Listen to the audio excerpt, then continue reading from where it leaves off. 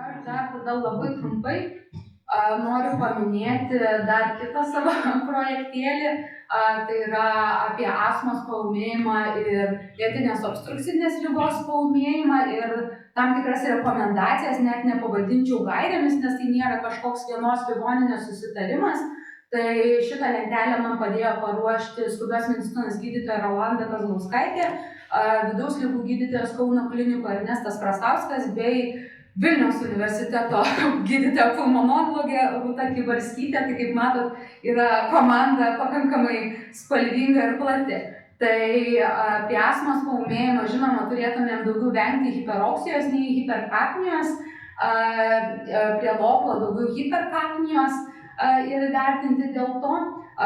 Gydymas pirminis abiem šiom būklėm būtų bronchodilatacija, trumpo veikimo beta agonistais, tai salbutamolio arba atitinkamai, jeigu turim ipotropino bromidų. Ir taip pat reikėtų skirti sisteminius gliukokortikosteroidus dexamethazoną. Nuo 8 galime didinti dozę iki 12 mg. Na ir taip pat astmos paūmėjimui taip pat rekomenduojama pagal naujausias gaires ir magnio sulfatas gali būti pridėtas, kuris lėtinės obstrukcinės ligos metu rutiniškai nėra naudojamas. Na ir jeigu išleidžiam pacientą į namus, žinoma, nustatom ir galvojam, kokia ta priežastis paūmėjimo, tai jeigu turim astmos paūmėjimą, tai rutiniškai antibiotikų mes neskiriam, nebent tikrai matom, kad tai yra sukėlusi bakterinė infekcija, bet vėlgi rekomenduojamas amoxiclavas gramas 3 kartus per dieną 5-7 dienas.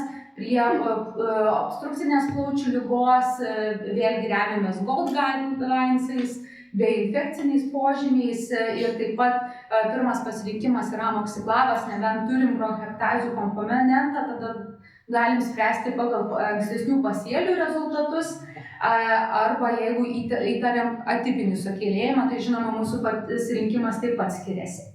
Dabar kalbant apie tolimesnį gydymą į namus, tai astmos atveju yra rekomenduojama skirti prednizoloną geriamą, tai nuo 20 iki 30 mg trumpą savaitės kursą vieną kartą per dieną ir taip pat jeigu pacientas inhaliuoja jau gliukokortikosteroidus, tai kad jisai didintų tą dozę 2 kartus, vėlgi iki 1-3 mėnesių. Tai vartotų ir jau tikėkime, kad jisai per tą laiką pasieks savo pulmonologą, kuris jau toliau užtikrins gydymo kontrolę. Na, o jeigu pacientas nevartojo inhaliuojamų gliukokortikosteroidų, tai galim pridėti budesonidą 400 mikrogramų, vieną inhaliaciją 2 kartus per dieną, kad jisai ją vartotų 2 savaitės. Na, o simptominiam gydymui salbutamolį.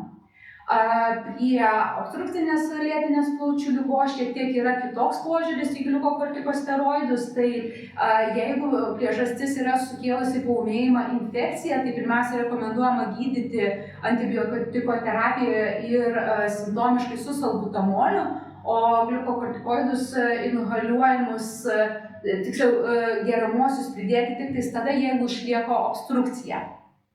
Na, o inhaliuojami jie rutiniškai nerekomenduojami, nebent pacientas savo gydymo kontrolėje jau juos vartoja, tada gali tęsti jų vartojimą.